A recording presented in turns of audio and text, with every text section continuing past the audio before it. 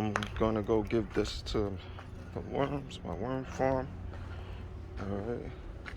This is some eggs, avocado, onions.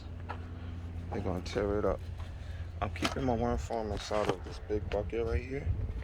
It's a pot, flower pot, but so it's a flower pot inside of a flower pot. Alright.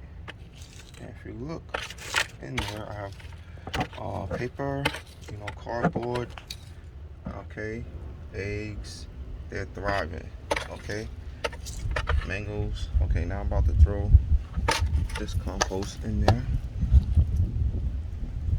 Okay. I love that. Woo! You know how juicy that is for them? That is very juicy for them. Yep, just like Thanksgiving dinner, chicken dinner.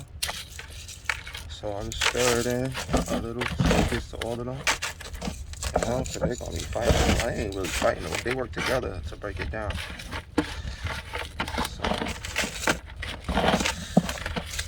Yep, so they're gonna break that down real good.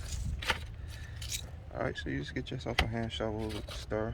I wanna layer some more cardboard on here so the insects don't come in here and fight them.